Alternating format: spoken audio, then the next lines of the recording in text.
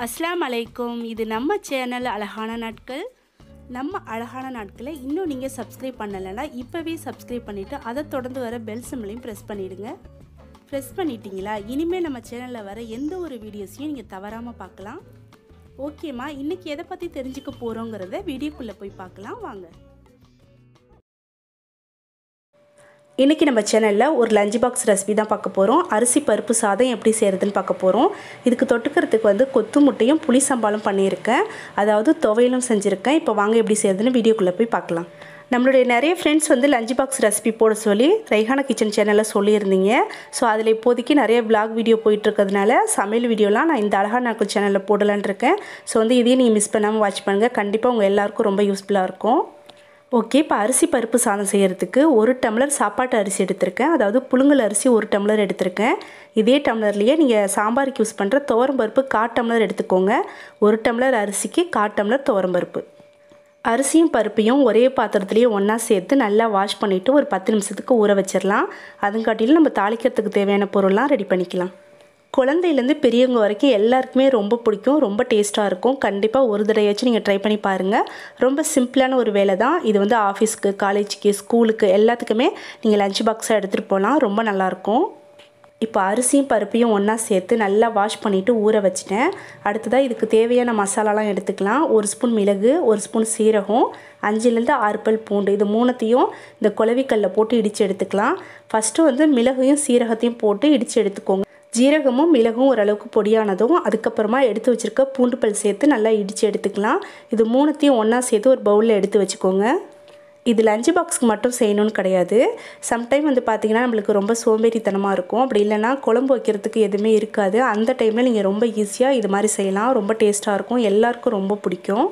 Okay, இப்போ masala ready ஆகிடுச்சு. அடுத்ததாக தாளிக்கிறதுக்கு என்னென்ன தேவைன்னு பார்க்கலாம். இந்த அரிசி பருப்பு சாதத்தை நீங்கள் நல்லெண்ணெயில் மட்டும்தான் செய்யணும். இதில் ஆயிலோ நெய்யோ எதுவும் சேர்க்க தேவையில்லை. நீங்கள் நல்லெண்ணெயில் செஞ்சாவே ரொம்ப டேஸ்ட்டாக இருக்கும், ரொம்ப ஹெல்த்தியாக இருக்கும். ஸோ அதனால் நல்லெண்ணெய் எடுத்துக்கோங்க. அதுக்கப்புறமா 2 காஞ்ச மிளகாவை சின்ன சின்னதாக கட் பண்ணி எடுத்துக்கிட்டேன். 1 ஸ்பூன் கடுகு, அதுக்கப்புறமா 1 கொத்து கருவேப்பிலை, 2 பச்சை மிளகாவை பொடியாக கட் பண்ணி வச்சுருக்கேன். காஞ்ச மிளகாவும் பச்சை மிளகாவும் உங்கள் காரத்துக்கு ஏற்ற மாதிரி நீங்கள் கூட்டவோ குறைக்கவோ செஞ்சுக்கலாம். அதுக்கப்புறமா பெரிய சைஸ் வெங்காயம் 2 எடுத்திருக்கேன். அது நல்லா பொடியாக கட் பண்ணிக்கிட்டேன். முட்டைக்கெலாம் நம்ம சேர்ப்போம் இல்லையா, அந்த மாதிரி நல்லா பொடியாக கட் பண்ணிக்கோங்க. அதுக்கப்புறமா நல்ல பழுத்த தக்காளியாக ஒரே ஒரு தக்காளி பெரிய சைஸில் எடுத்து அதையும் பொடியாக கட் பண்ணி வச்சுருக்கேன். பெரிய சைஸ் தக்காளி இல்லை அப்படின்னாக்கா நீங்கள் சின்ன சைஸில் 2 தக்காளி எடுத்துக்கலாம். அரிசி பருப்பு சாதத்துக்கு தக்காளியோட சுவை கம்மியாக தான் இருக்கணும். அப்போ தான் அரிசி பருப்பு சாதம் நல்ல டேஸ்ட்டாக இருக்கும். ஸோ அதனால் கம்மியாகவே சேர்த்துக்கோங்க. இப்போ நம்ம தாளிச்சிக்கலாம். ஸ்டவ் ஆன் பண்ணிவிட்டு குக்கர் வச்சுருக்கேன். அதில் தேவையான அளவுக்கு நல்லெண்ணெய் ஊற்றிருக்கேன். நல்லெண்ணெய் சூடானதும் இதில் கடுகும் காஞ்ச மிளகாயும் போட்டு பொரிய விட்டுக்கலாம். இந்த சைடு பார்த்திங்கன்னா இன்னொரு அடுப்பில் நெக்ஸ்ட் வீடியோக்காக மசாலா டீ சூட் பண்ணிகிட்ருக்கேன்.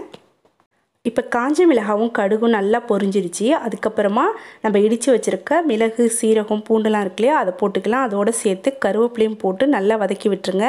அதோட மனம் நல்லா வந்ததுக்கப்புறமா எடுத்து வச்சுருக்க வெங்காயம், பச்சை மிளகாயும் சேர்த்து நல்லா வதக்கிக்கலாம். ஸ்டவ் மிதமாக வச்சுக்கோங்க. ரொம்ப ஹைலியும் வைக்க வேணாம், சிம்லேயும் வைக்க வேணாம், மிதமாக வச்சுக்கோங்க. இப்போ வெங்காயம், பச்சை மிளகாய் எல்லாமே நல்லா வதங்கிடுச்சு. அதுக்கப்புறமா நம்ம கட் பண்ணி வச்சுருக்க தக்காளியோட நம்ம டேஸ்ட்டுக்கு ஏற்ற மாதிரி உப்பும் சேர்த்துட்டு நல்லா வதக்கிக்கலாம். தக்காளியோட உப்பு சேர்த்து வதக்குனிங்கன்னா எல்லாமே சீக்கிரமாக நல்லா வதங்கிடும். கொஞ்சம் நேரத்துக்கு தக்காளியை வதக்கி விட்டதுக்கப்புறமா இதில் 1/2 ஸ்பூன்லேருந்து 3/4 ஸ்பூன் அளவுக்கு மஞ்சத்தூள் சேர்த்துக்கலாம். சேர்த்துட்டு தக்காளியே தெரியாத அளவுக்கு, அதாவது தக்காளி நல்லா மசிகிற அளவுக்கு வதக்கி விட்டுருங்க. நல்லா வதங்கினதுக்கு அப்புறமா இதில் அளந்து வச்சுருக்க தண்ணியை சேர்த்துக்கலாம். 1 கப்பு அரிசி எடுத்தோம் அப்படின்னாக்கா 2 கப்பு தண்ணி சேர்க்கணும். நம்ம இன்றைக்கி அரிசியும் பருப்பும் சேர்த்து 1/4 கப்பு எடுத்திருக்கோம். ஸோ அதுக்கு 2.5 கப்பு தண்ணி ஊற்றணும். குக்கரில் சாதம் வைக்கும் போது என்னை பொறுத்த வரைக்கும் கொஞ்சம் தண்ணியை கம்மியாக தான் வைப்பேன். அதாவது 2.5 கப்பு தண்ணி வைக்கிறதுக்கு நான் 2.25 கப்பு தான் வைக்க போகிறேன். இதுவே நம்மளுக்கு கரெக்டாக இருக்கும். ஸோ அதனால் ஒரு 1/4 கப்பு தண்ணியை கம்மி பண்ணிவிட்டு நீங்கள் வைங்க. அப்போ தான் சாதம் நல்லா உதிரியாக நல்லா சூப்பராக வரும்.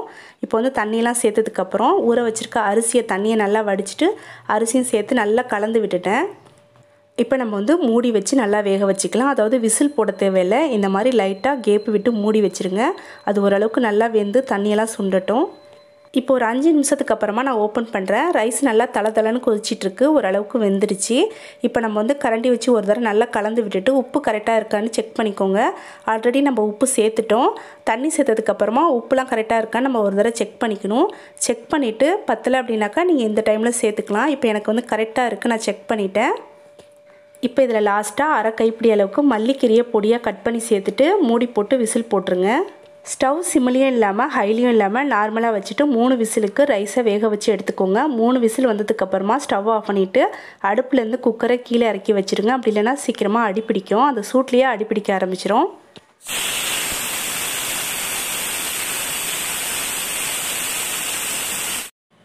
இப்போ ஒரு 3 விசில் வெந்ததுக்கப்புறமா குக்கரை வந்து உடனே ஓப்பன் பண்ணாமல் ஒரு 10 நிமிஷத்துக்கு அப்படியே ரெஸ்ட்டில் விட்டுருங்க. ஒரு 10 நிமிஷத்துக்கு அப்புறமா அதில் இருக்கிற ப்ரெஷர்லாம் போனதுக்கப்புறமா நான் ஓப்பன் பண்ணியிருக்கேன்.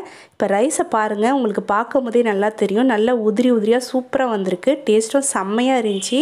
அதுலேயும் அந்த காம்பினேஷனோடு சாப்பிடும்போது செம்ம டேஸ்ட்டாக இருந்துச்சு. அதாவது அந்த புளி துவையல், அதாவது புளி சம்பால், கொத்து முட்டை இதெல்லாம் சேர்த்து அந்த அரிசி பருப்பு சாதத்தை சாப்பிடும்போது செம்ம டேஸ்ட்டாக இருந்துச்சு. சான்ஸே இல்லை. ஸோ வந்து கண்டிப்பாக நீங்கள் எல்லோரும் செஞ்சு சாப்பிட்டு பார்த்துட்டு எப்படி இருந்துச்சுன்னு எனக்கு கமெண்ட்டில் சொல்லுங்கள். இந்த அரிசி பருப்பு சாதத்துக்கு சைடிஷ் வந்து நான் கொத்து முட்டையும் புளி சம்பாலும் செஞ்சுருக்கேன். செம காம்பினேஷனாக இருக்கும். இதே போல் நீங்களும் செஞ்சு பாருங்கள். அப்படி இல்லைன்னா உங்களுக்கு பிடிச்ச, உங்களுக்கு ஃபேவரட்டான எந்த சைடிஷ் வேணாலும் தொட்டு சாப்பிட்லாம். ரொம்ப நல்லாயிருக்கும். நம்ம சாப்பிடும் போது இதில் ஒரு ஸ்பூன் சாப்பாட்டு நெய் சேர்த்து சாப்பிட்டோம் அப்படின்னாக்கா அந்த டேஸ்ட் இன்னும் செம்மையாக இருக்கும். ஸோ அதனால் கண்டிப்பாக ட்ரை பண்ணி பார்த்துட்டு எப்படி இருந்துச்சுன்னு சொல்லுங்கள். இந்த வீடியோ நான் இதோட முடிச்சுக்கிறேன். இன்ஷால்லா இன்னும் நல்ல வீடியோவில் நம்ம திரும்பவும் மீட் பண்ணலாம். அது வரைக்கும் தேங்க்யூ. அஸ்ஸலாமு அலைக்கும். பாய்.